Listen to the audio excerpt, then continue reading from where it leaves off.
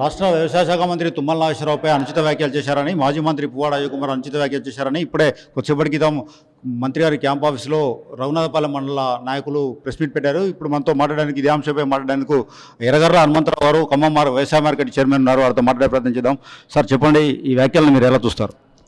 అంటే వాస్తవంగా ఎవరైనా సరే విమర్శ చేసేటప్పుడు సద్విమర్శ చేస్తే, అది సొసైటీకి ఉపయోగపడే విమర్శ చేస్తే ప్రతిపక్ష నాయకుల యొక్క సలహాను కానీ సూచన కానీ ప్రజాప్రభుత్వాలు అనేవి పరిశీలనలోకి తీసుకొని దానికి పరిష్కార మార్గం చూపించడానికి ఉపయోగపడింది. అబ్బో, ఇక్కడ కేజీ చీరలు కొంటే అర కేజీ చీరలు ఫ్రీ అంట. మంగయ్య షాపింగ్ మాల్, కేజీల్లో సేల్, టన్నుల్లో ఆనందం. కానీ గౌరవ రాష్ట్ర వ్యవసాయ సహకార మార్కెటింగ్ శాఖ మంత్రులు తుమ్మల నాగేశ్వరరావు గారి గురించి ఖమ్మం జిల్లా వ్యాప్తంగా, అదేవిధంగా తెలంగాణ రాష్ట్రం ఉమ్మడి ఆంధ్రప్రదేశ్లో ఉన్నప్పుడు కూడా తుమ్మల నాగేశ్వరరావు గారి విజన్ ఏంటి, ఆయన ఏ విధంగా సొసైటీ కోసం సమాజానికి ఉపయోగపడే పనులు చేస్తారు, ఏ విధంగా అభివృద్ధి పదంలో జిల్లాను నడిపించారు అనేది మన వివిధ పార్టీలు, ఖమ్మం జిల్లాలో ఎన్నో పార్టీలు ఉన్నాయి, వచ్చినాయి పోయినాయి. కానీ ప్రతి ఒక్కరు కూడా తుమ్మల గారి యొక్క కెపాసిటీ ఎంత, తుమ్మల గారు సమాజానికి ఏం చేస్తాడు అన్నది ప్రతి ఒక్కరికి తెలుసు. కాబట్టి ఏ వ్యక్తి అయినా కానీ అటువంటి పెద్ద స్థాయిలో ఉన్న వ్యక్తి మీద విమర్శ చేసేటప్పుడు ఆ విమర్శ సహేతుకంగా ఉంటే దాన్ని సమాజం మెచ్చిది. కానీ ఈ విధంగా ఈ విధమైనటువంటి వ్యాఖ్యలు అనేది చేయడం సరి అయిన పద్ధతి కాదు అని నేను తెలియజేస్తా ఉన్నా. ఖమ్మం అభివృద్ధి అంతా మేమే చేశామని వీళ్ళు ఇప్పుడు షోపుటప్ చేస్తున్నారు అంటున్నారు. దాన్ని మీరు ఎలా చూస్తారు?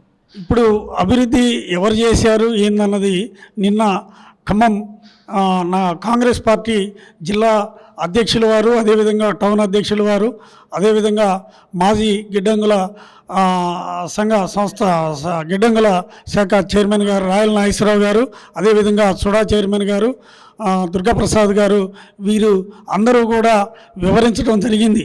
ఖమ్మంలో ఎవరు చేశారైందని చిన్న ఉదాహరణ, వెంకటగిరి గేటు కానీ, ప్రకాష్ నగర్ గేటు కానీ, అదేవిధంగా ఇప్పుడు కట్టేటువంటి తీగల వంతెన కానీ, గతంలో కట్టినటువంటి కరుణగిరి బ్రిడ్జి కానీ, ఇవన్నీ ఎవరు కట్టారు?